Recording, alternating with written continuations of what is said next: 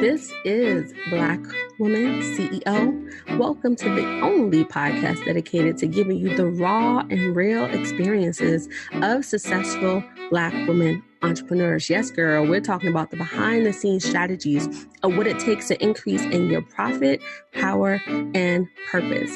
I am your host, Kandice Green, and I invite you to sit back, relax, and enjoy today's show.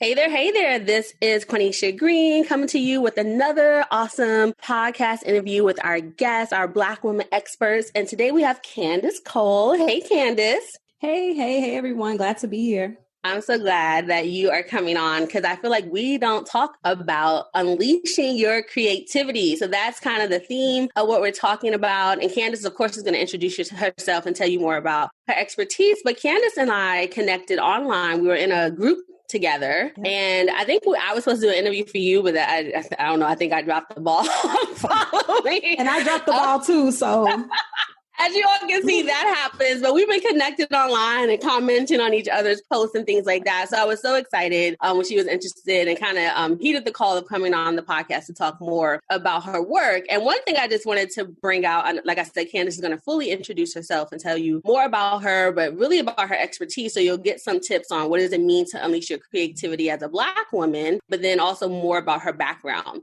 But what I love is that she's a creator of Unbothered Black Girl Collective, a platform that empowers Black women to reclaim their creativity through self-care. As you all have known on this podcast, self-care and I have had, a contentious relationship for a long time. So I'm really interested, in getting these tips because at the Black Woman CEO podcast, we're all about giving you the behind the scenes success strategies of successful Black women entrepreneurs who've generated 5K, 6K, right, 7K or more. So the sister on the rise and the sister who's been doing well for a little while. Right. So, we really get to dig deep here and not just learn about their expertise, but, how they're functioning as a CEO and entrepreneur. So with that, Kandice, can you tell us who you be?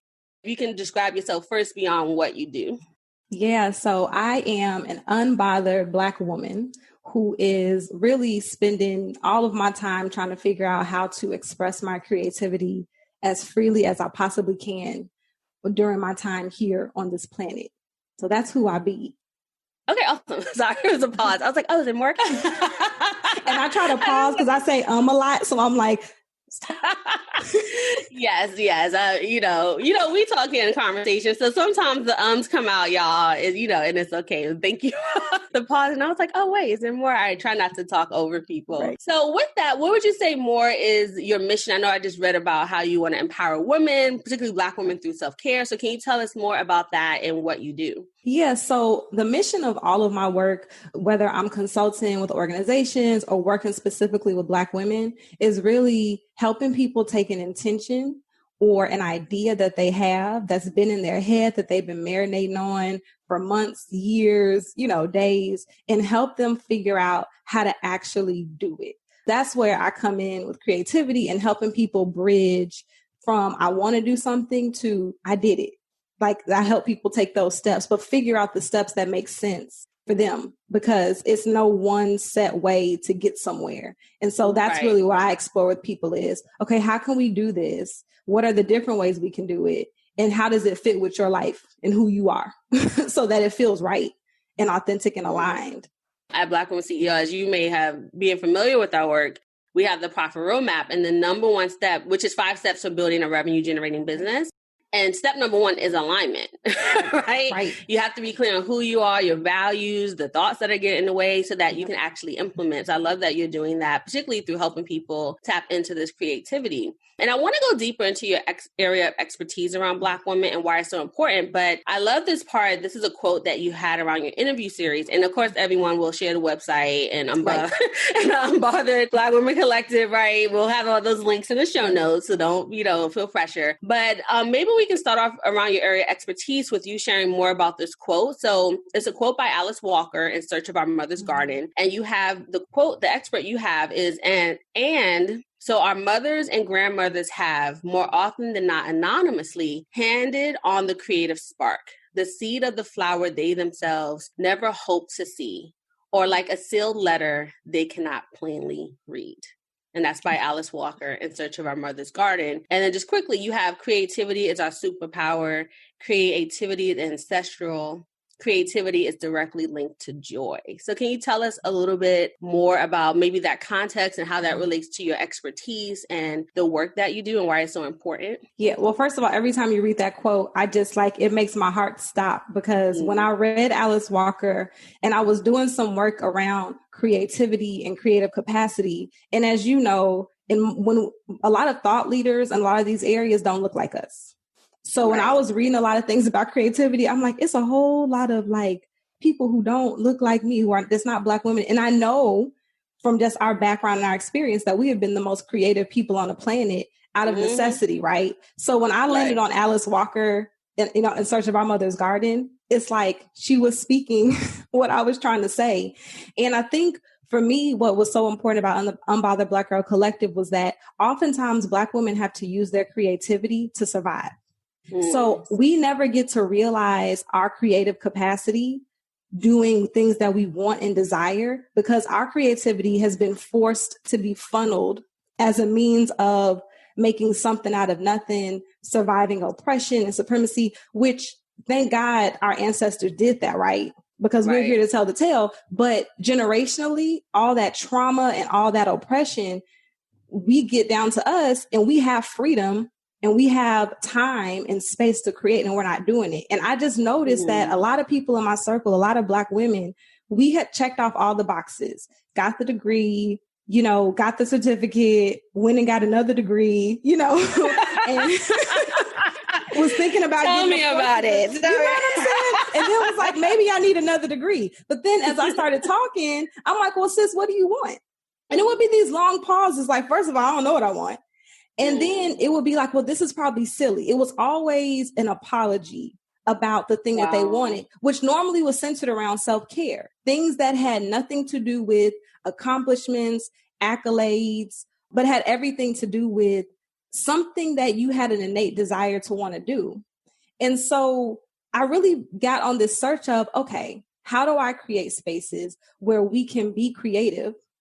But in order for us to do that, we have to take off the burden of the world that tells us that our creativity only matters when we're doing it in service of someone else. Like, I just want my creativity to be in service of myself. And I found that for Black women, especially, that's difficult. So when we're trying to engage with other experts and other thought leaders, sometimes we feel like there's a gap because we're like, okay, I want that. Like, we're reaching for it, but we almost feel like we can't reach for it. So the Alice Walker quote brought me back to the fact that even in our ancestors' situations, they had things they wanted to do. Like, I'll never forget my mother telling me that my grandmother wanted to play guitar. And I was just baffled because I had not known my grandmother beyond her birthing babies and taking care of people and being in the Deep South during segregation and all these things. But then to see this other part of her that had these dreams that she could just never unlock because of the time. And I was like, well, wait a second. We have to shift this narrative and also work through our own beliefs that have been passed down about what we can create. Like, I don't have to create for consumption. And I think that piece has been how people, at least women that I work with, they actually end up unlocking things that they can actually monetize because they just get space for it to just be messy and not attached to, anybody's thought of what it ought to be. And I'm rambling, but I hope I answered the question. No, it does.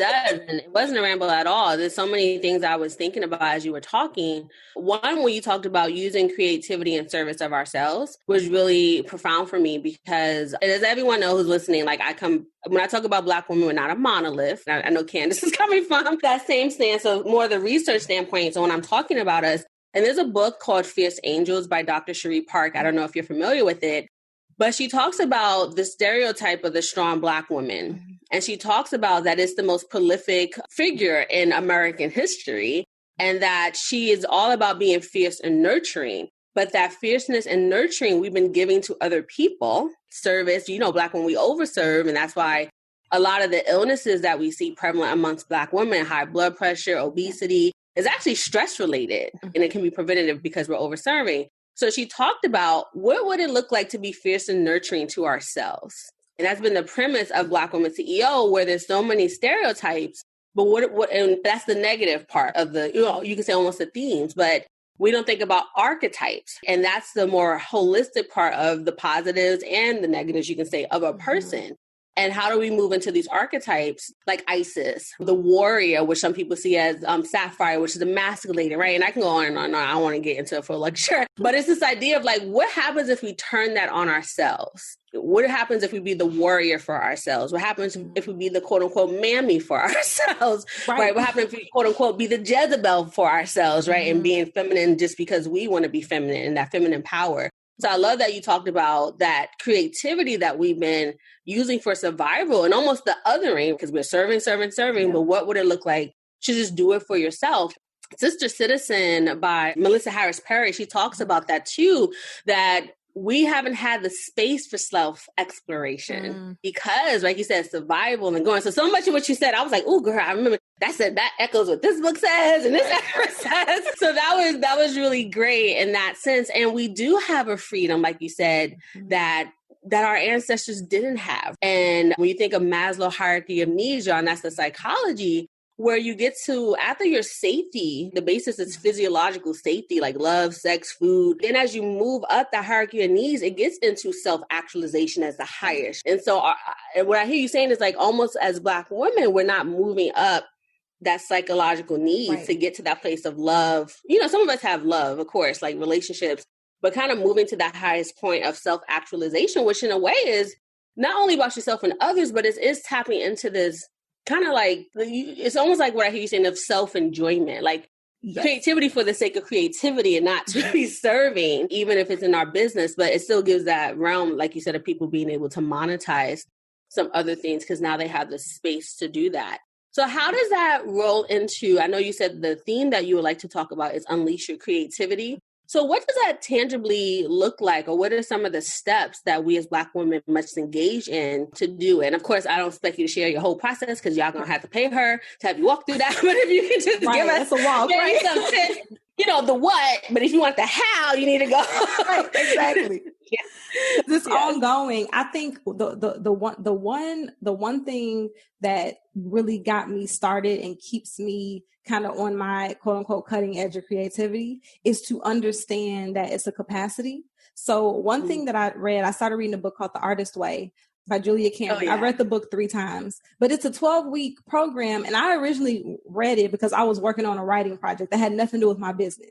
And I'm like, oh, creativity, writing, because we have the sense of who gets to be a creative because of how we posit it in society, right? But as I read the book and went through the process, I realized like, oh, this creative capacity, it's like a muscle that I get to use all the time. So the first thing that I tell people actually when they come work with me is go do something that's not related to the thing that the goal that we're trying to get to. Go outside, go get inspired, go dance, go see a musical. Because a lot of times we're with our head down in front of our computers trying to see our way out of something. But you need the spark of inspiration, that creative spark.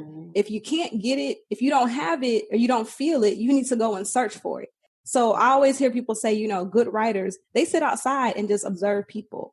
It's the same way in business. I don't think that it is just relegated to people who are quote unquote creatives. So the first thing I tell people is go sit by the water. Like take your computer if you need to, because ideas may come. But if you notice, a lot of our good ideas happen when we're not really looking for them. We're in the shower, we're washing dishes, we're driving. In the shower. Right. And you're like trying to get a notebook out and it's all wet because you like the idea. But that's because, right.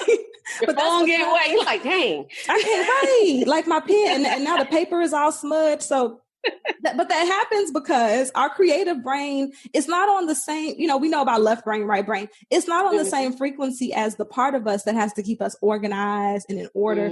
So the first thing I tell clients is like, just get out there and do something that seems antithetical to what you need to do.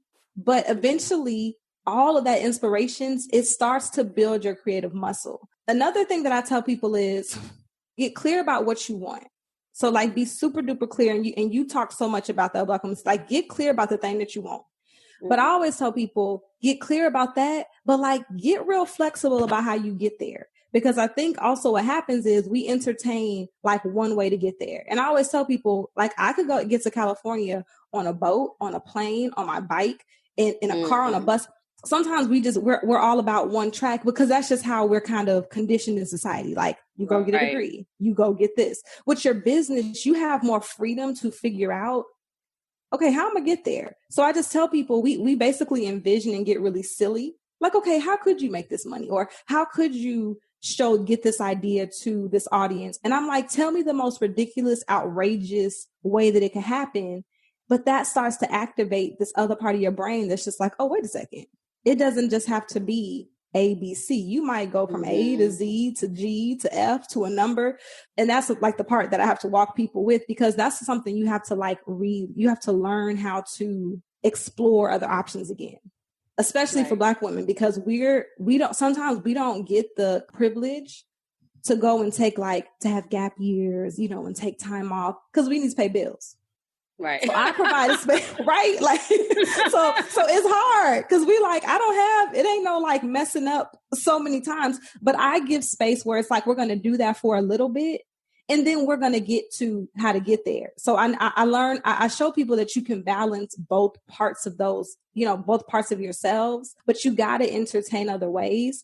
And I even encourage people to mastermind with people who are not in their industry.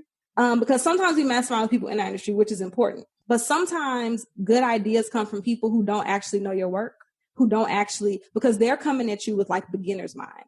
Sometimes beginner's mind actually gives you some of the best ideas, which just starts to stoke the embers of what you're trying to do. So those are just a few things that I tell people. It's about getting uncomfortable, but not so uncomfortable that you don't move. It's just more like getting flexible. Just getting flexible with how we think about things and not apologizing. Because I guarantee you, someone comes up with an outlandish idea and they're like, Candice, I'm sorry if that comes off. And I'm like, no, this is the idea. We can refine it later, but let it be, throw all the paint on the wall, which is a process. It's not, like you say, it's not an easy thing. I'm just trying to give people some tips, but it's something that you can start to do. One activity, if people just want something concrete, is if you have a goal, write 50 ways that you can get to that goal. So say, for instance, you want to make $1,000. Let's just say that's the goal. The first way might be, I'm going to sell this product. Another way might be, I'm in Starbucks and someone walks up to me and gives me $1,000.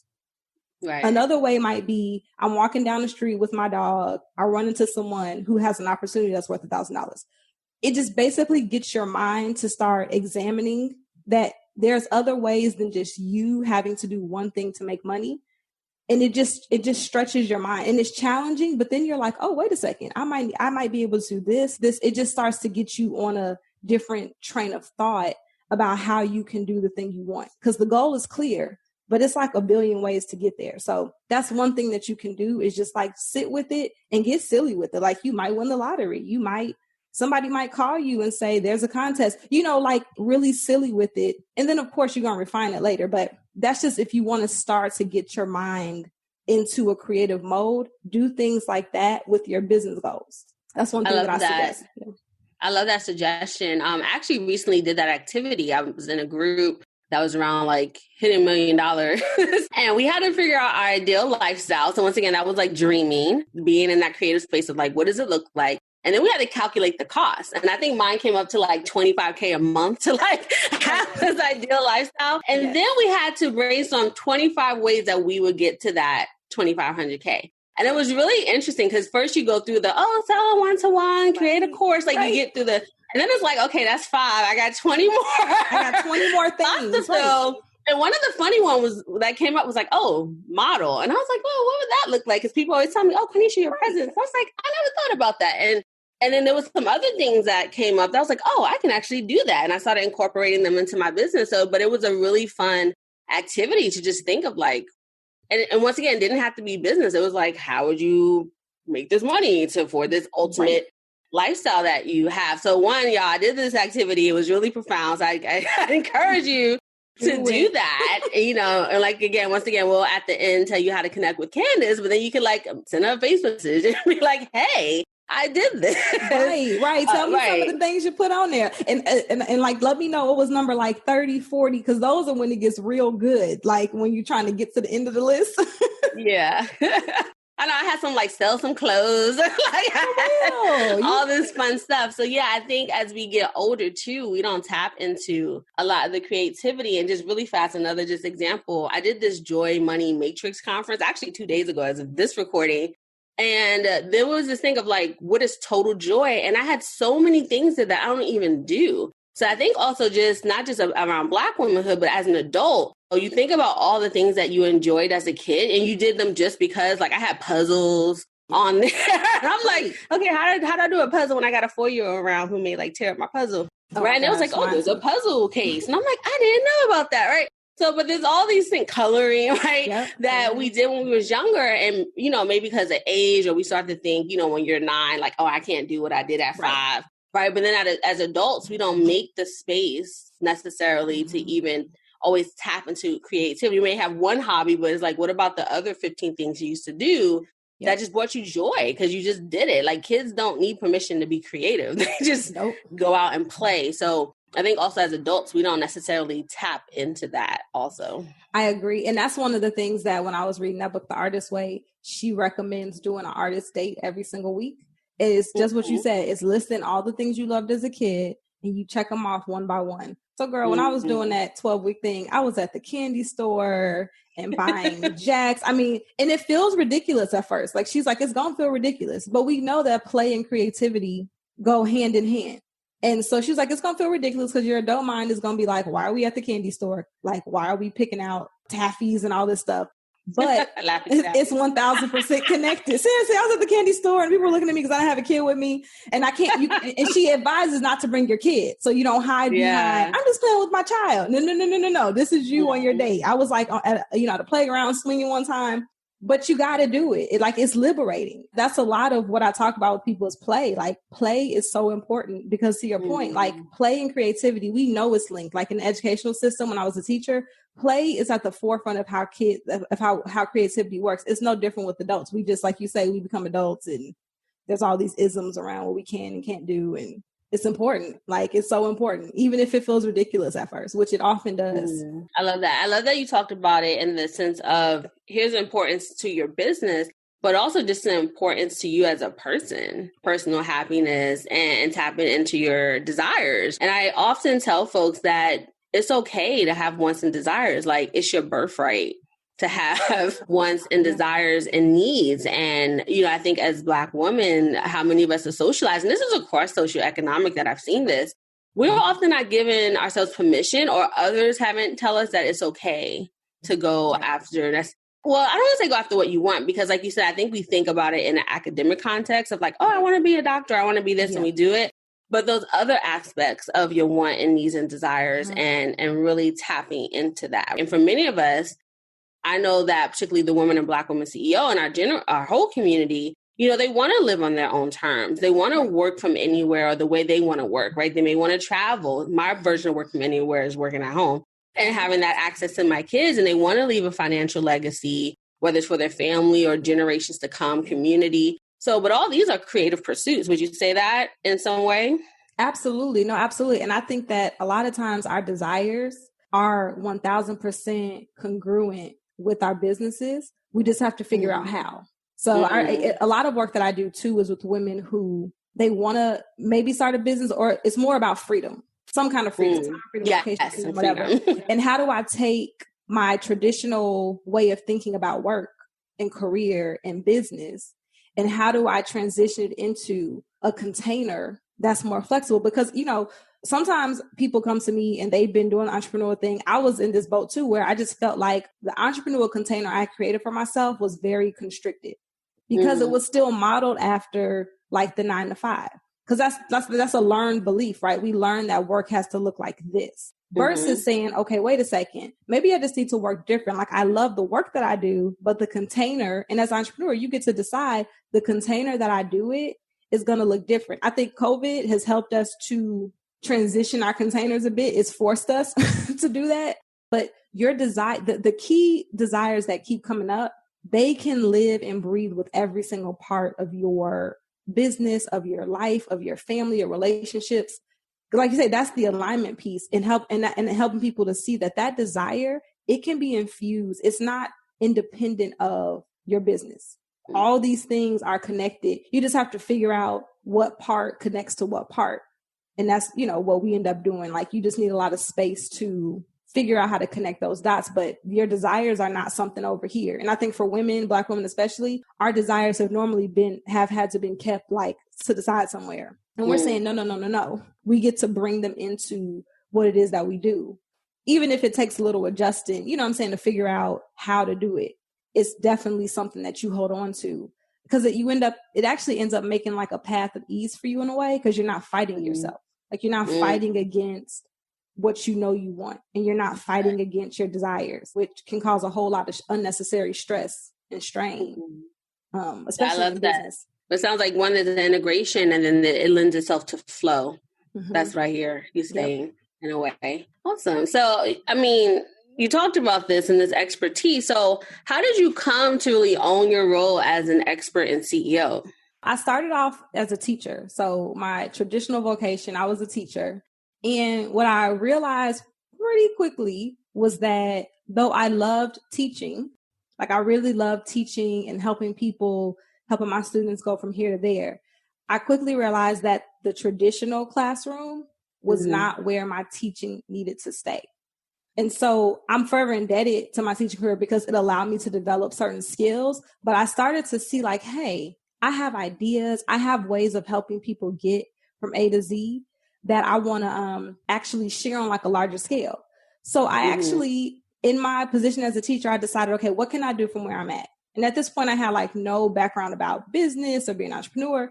So I actually pitched myself to my university program who trained me to be a teacher, because I noticed that they had a problem. I was like, you all have a problem. It was some diversity issues, but also like with teacher self-care. So this self-care theme has always been something that I've tried to uplift, even when I didn't know that that's what I was going to do. And I pitched myself and said, hey, I got ideas and I can help y'all with this, and you all should hire me as a consultant. Girl, I had like probably like this much knowledge about consulting, but I was like, I can do this. Well, they accepted the pitch and I got a part-time consulting gig with them for a year. And so that experience helped me to see that, wait a second, my skills and what I'm really, really, really good at don't have to be confined to a particular job, because I was able to work on a bunch of different projects. I was able to guide the process, which was super important for me. And I was able to get money pretty consistently because, as you know, like those higher ed contracts, it's 6 and 12 months. You have to really work through a project for a minute. So I did that. And I was like, okay, I can keep doing this. Now, it was a bumpy road to where I got here, but that was the first time that I saw myself as an expert, as a CEO, like as someone who outside of being a teacher. Because before I'm like, oh, I'm just a teacher who happens to be good at blank. Because teacher was the identity, because I went to school for that. But now I'm like, wait a second, I'm Kandice, the consultant who can do a whole bunch of stuff, born out of course, the training that I got as a teacher, as well as other pursuits and other things that came easily to me. So that's really where it started. It's just like, I just said, okay, I have ideas. I'm good at figuring out how to solve problems creatively. So let me let's see how this works out. And because I was still working my job, that was easier to do. Right. Because they said, no, I'm like, cool. I still got my teaching contract. Right? I can still pay these bills. Now I got a little rocky after I quit my teaching job, but that's how I started. It's just, I just started where I was at. And of course I ended up expanding outside of education to like nonprofits. Now I work with a lot of, like solopreneurs and like boutique firms. So it's government agencies. So it's expanded beyond that. But I started in the sector that I knew. Like I knew education and I knew higher ed, because that's where I was living at the time, and then expanded outside of that. And then when I saw that I could do it outside of that, I was like, oh, okay, I got this. I got a process. I can work this outside of education or outside of the classroom, which is, what I've been doing for the past, few years. And then Unbothered Black Girl Collective really is just a continuation of this idea of where creativity can take you. Hence going back to what I be, which is like, I want to express my creativity freely. So it's going to look different. And I'm allowing it to look different with that work, because it is a little bit different than my consulting work, which is cool. I love the interplay, because it's all connected in a kind of cool way now for me. I love how your journey kind of started with seeing the need, but at the root of it, it's play in a way, because you're like, let me just see what happens. I'm going to play. around. And like you said, you still had a job. So there was like, you know, a no lose situation because if they said no. And I know so many women are afraid of rejection.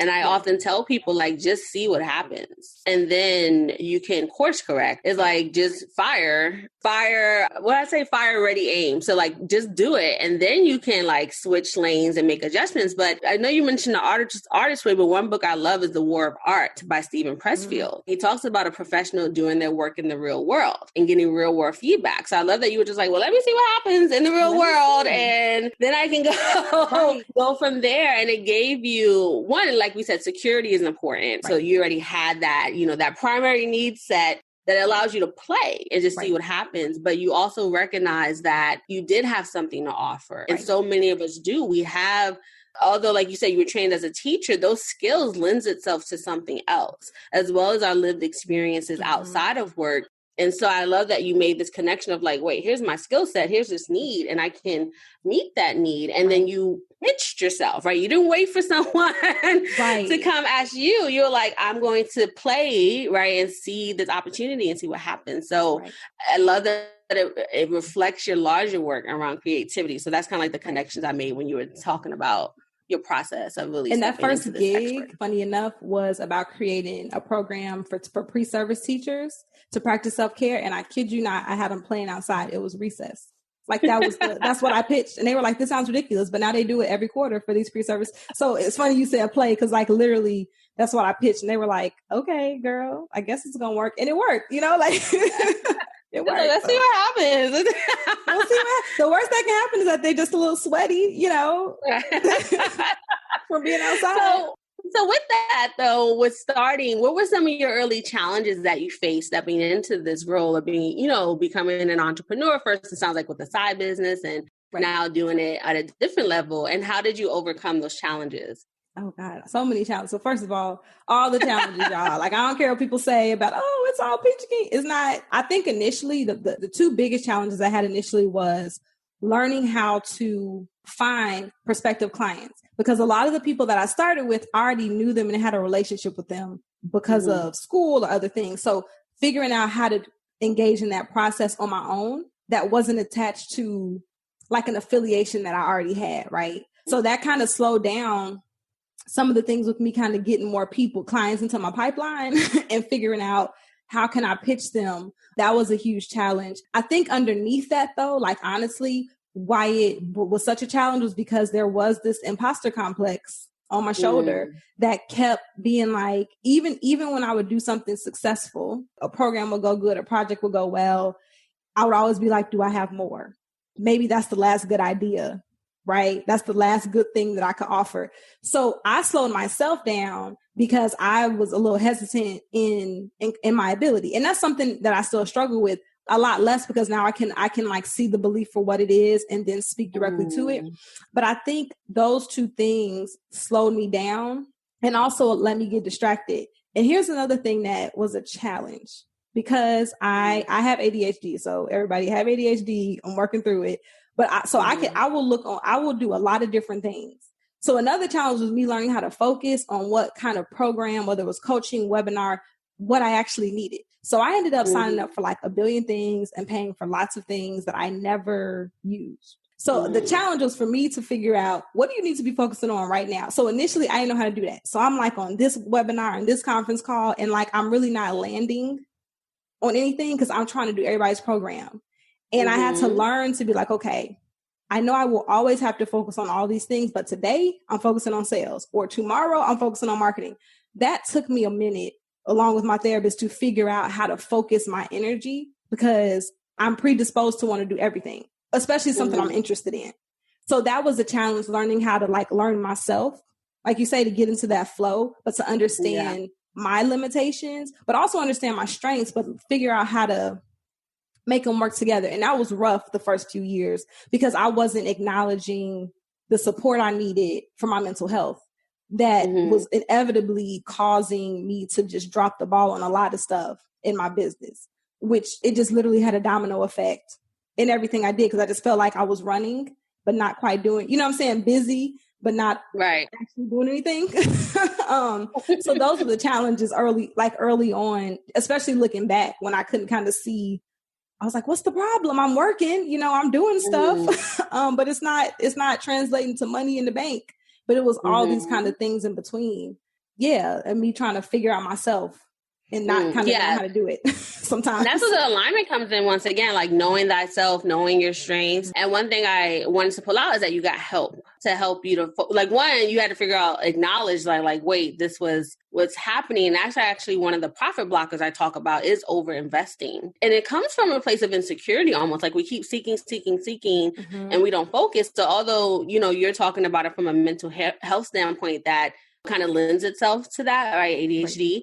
But also it happens to all of us. Like we just we don't know where to focus. So yours may be a bit more pronounced, but there is a thing of over-investing and we're seeking from a place of insecurity often because we don't know. And that's where people can get help to help you, someone to see, right? Because sometimes we have these blinders on. It sounds like you got someone else to assess and then help you have a clear plan to help you to focus. I always want to pull that out when people get help because enough of us don't. We want to do it on our own, right? Because that's saying, once again, if I want something done right, I have to do it myself. Yep. We socialize the strong Black women, right, to be self-sufficient. And I'm like, if you go invest in someone helping you, you can get a real simple plan. You can avoid some mistakes. So yeah, I'm glad that you talked about that. And we talk about mental health a lot because I have bipolar disorder and PTSD, probably like 2 or 3 other things. But sometimes our mental health, and even if it's not a condition, because we now have a business therapist, Seneca Williams on staff, where there's just stuff that comes up around business that taps into. So it's not really like a condition that's in the DSM or whatever. Exactly. But there's anxiety, social anxiety, and all these come up in business. So I love that when you just brought the topic of mental health, that sometimes if you have a condition, how it influences how you show up, but also just the other emotional aspects. Like you said, you had to start to counter some of the imposter syndrome, because imposter syndrome is a mental thing, not a condition in the sense of it's not in the book, but it's in your mind, right, and the beliefs that you have. So I love that you mentioned that part of it. So I know you talk about self-care, you're focused on self-care. So how, if you can tell us specifically, how do you integrate work, business, life, self-care, and family? Well, I think the one thing that I've been doing as of late is to dedicate a day of the week where I'm not talking to people, on conference calls or working with people. I might still be creating, but I'm allowing myself to just kind of freely be throughout my day. And that a lot of my good ideas come out during that time because I'm allowed to just do what I want and I don't have an agenda for the day.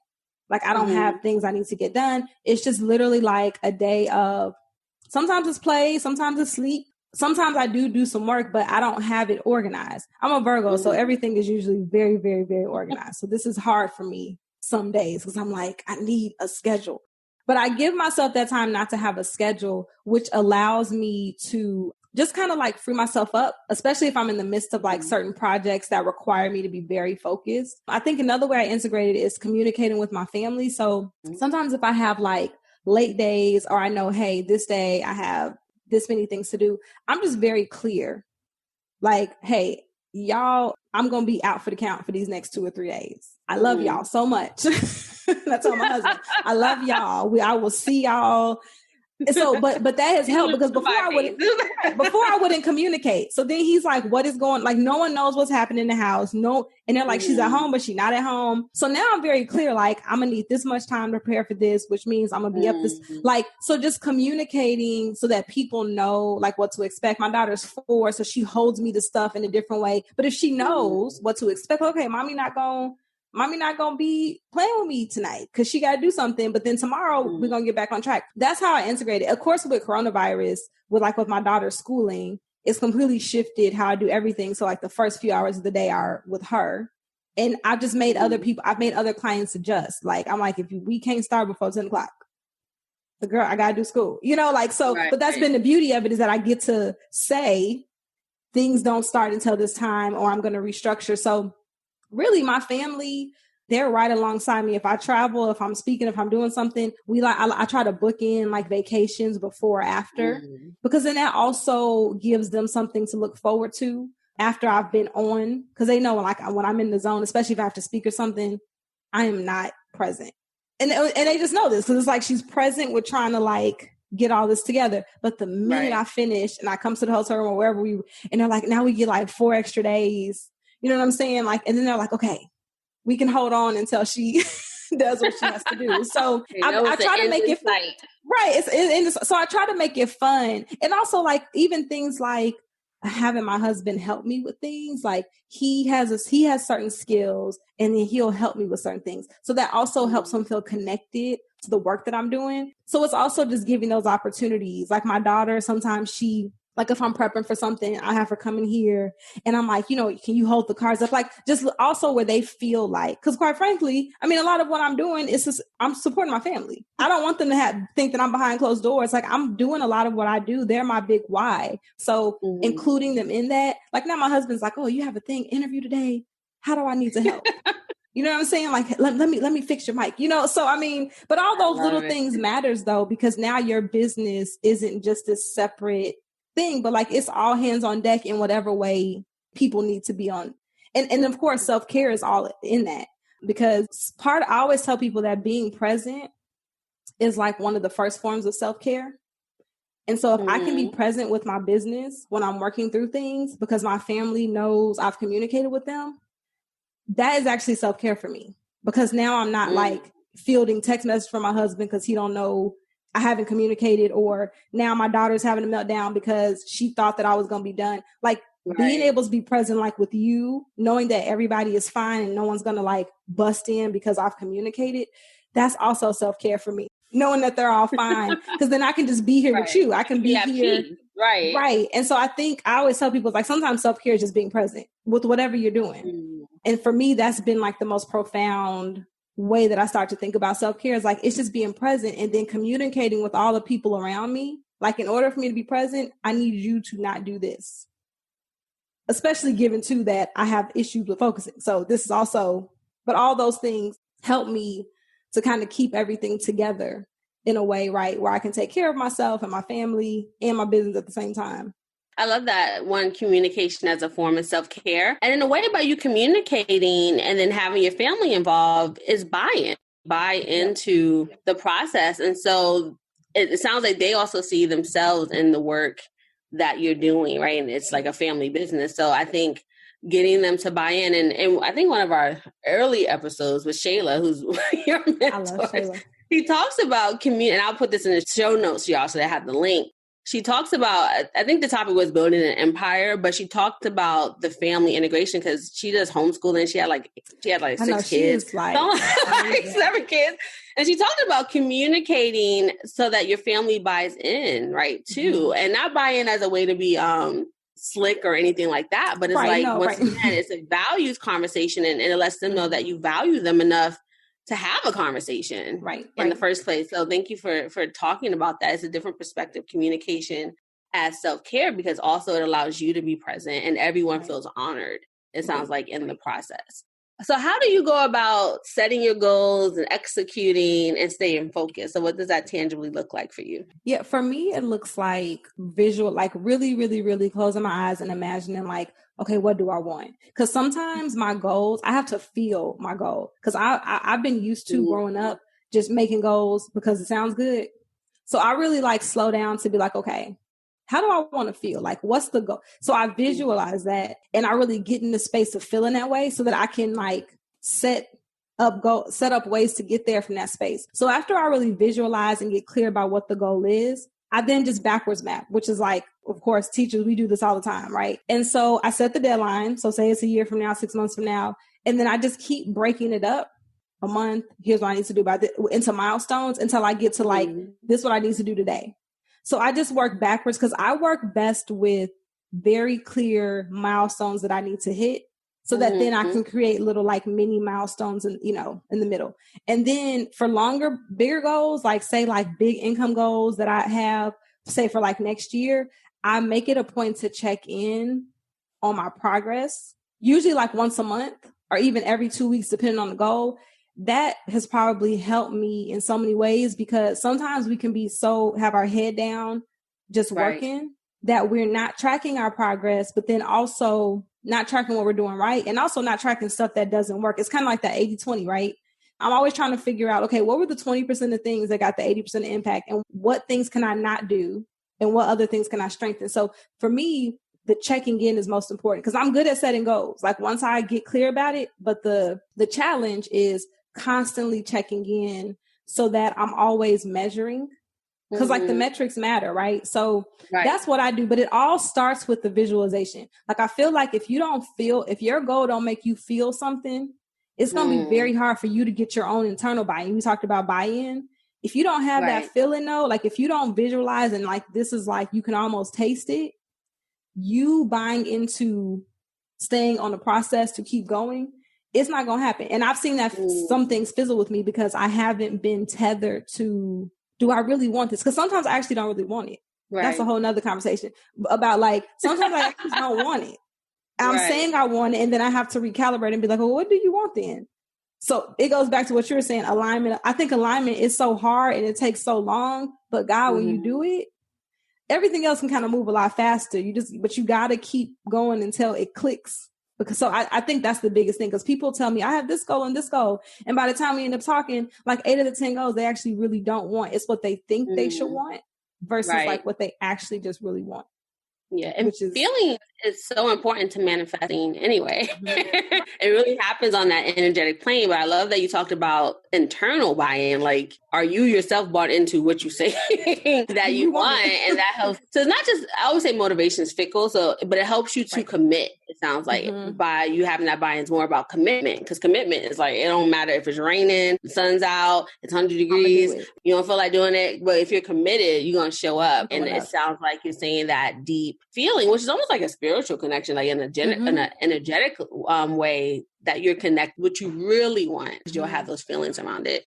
So thank you for sharing that. I think that's the first time anyone's ever talked about feelings in that way so far on the Black Women Single podcast. Feelings get a bad rap, but for me, I gotta be in it, like, and like you say, because that's going to help me during the times where I'm not quote unquote feeling it for the day. Because then I'm like, no, because I go back to, no, that's what I really, really want that. Like, I know for a fact that's what I want. So I'm just going to get up and keep moving to get there. Yeah, I love that, tapping into the feelings versus being like, I put my feelings aside so I can get what's done. Yeah. But you're like let me tap into the good feelings, the feel good feelings that I have around that. So that sounds great. So we're going to move it just into the closing. So what is one piece of wisdom, which you share so many, right? But one piece of wisdom you would share with the woman who is frustrated building her business and desires to become a rock star CEO? Or another way you can think about this is, what do you wish someone told you when you started your journey? One thing that I wish somebody would tell me is that the only person you're up against is yourself. I think initially, because of how social media was moving, like with how people were putting things out, when I got into thinking about entrepreneurship, you start following people, which is important, but I got so bogged down with like comparing, like, oh my gosh, I'm not here. Like, they've hit this milestone and I haven't. I wish somebody would have just been like, girl, like and now more people are being more transparent about how long it actually takes. But like, you just keep going. Like, there is no set in stone time for your purpose. Like, your business will flourish when it needs to flourish. And I wish somebody would have just told me, like, Kandice, chill. You're trying to do a whole lot in like 6 months. Or a year. Like, I was trying to do monumental things. I look back and I'm like, why did I think I could do that? But I think this goes into the next thing that I would tell people is like, really, for real, celebrate your small wins. We hear that all the time, but I think it's like, this goes back to feeling, like, celebrate it. Because I find that when I celebrate those small wins, it puts me in like this energetic space, which influences how I act, how I continue to act, which inevitably connects me to other opportunities, because now I'm operating in like this space of like, I won, versus a lot of times we celebrate and then we're back to like the drudgery of like, right. You know what I'm saying? Like, so it's like, stay in the space, the energy of your small win as you keep taking the next step. Because like, if you have this different level of energy, because you're like, I make this small win so I can go to the next win, it affects how you interact with people, how you send emails. Whenever I'm in a good energetic space, opportunities and people respond. Like, it's so different because I'm different. So I tell people, live in that space, not because it's cute to celebrate. It is good to celebrate. But also when you stay in that celebratory space, you basically are just like, I want more of that. You know, like, and then your creativity loves to be celebrated anyway. So you used your creativity to get this small win. The more you celebrate your creativity, the more it shows up for you. So we have to have like positive associations, right? So that we keep going. Because if you don't celebrate a small win, then when you get the big one, you probably won't celebrate either. Because this is another part of self-care, is how we celebrate, right? So I would just tell people, like, if you booked that one client and your goal was 10 clients for the month, like, celebrate the one client. If you made $50 of your $10,000 goal, like, really live in the celebration, because that's going to help you to make more and to do more. And no one told me that. It was just like grind, hustle. That's what I navigated toward, those kinds of messages. Versus messages of, no, celebrate where you are, keep going, but like, give yourself a pat on the back so that you can stay inspired. We have to inspire ourselves. Yeah. So that's what I would tell somebody. It's like, well, you have a teaching background. I used to do youth development, and kids flourish when they're under praise, authentic praise, not just like, oh, you did a good job. Exactly. But it's like, oh, you made such an effort completing questions 1 through 10, and I saw how you handled it. And so it's like, we have to encourage. There's a gospel song, I think, called "Encourage Yourself." It is. Right? By celebrating, right? We are encouraging ourselves and giving self-praise. And a lot of the things you talked about was not so much seeking external validation, but internal validation. Right. So even that aspect of praise helps to, once again, help you to self-validate what you do and self-honor in that way. So I love it. And all that's connected to the creativity, right? And unleash it. So I love it. So before we share how people can stay connected, what's your personal mantra, a motto or a saying or a quote that you live by? The thing that I tell people, and people probably I know my friends get annoyed because they're like, here she go again. But the thing I tell people all the time is, get clear about what you want, but get creative about how you get it. Like, if I could sum up any of the work that I do, it is that. Be very clear about your intention, but be super flexible about how you plan to get there, and just stay open to all the ways that you can get there. I love it. So Kandice, how can people stay connected with you and unleashing their creativity? So can you tell us how they can contact you, as well as where they should find you? Yeah, so you can find me at KandiceCole.com. If you're interested in the Unbothered Black Girl Collective work, that's ubgcollective.com. I'm on Instagram, Kandice Cole. I'm on Facebook, Kandice and Cole. Email me. You can email me at Kandice@KandiceCole.com. I would love to hear how people are thinking about creativity, like that list that you're creating about the 20 ways that you're going to get there. But please connect with me. I am very active on social media, on my email. So I would love to hear from you. But those are the ways that you can reach out and, get in touch. Awesome. And we'll have that all in the show notes so you all can click and go. And it's Kandice with a K. Yes, Kandice with a K. Yes. Now with a C. But thank you so much. I enjoy all the interviews. This one, I don't know, it was like an extra enjoyment. Maybe that's that tapping into that creative energy. Right, I don't know. We were feeling good.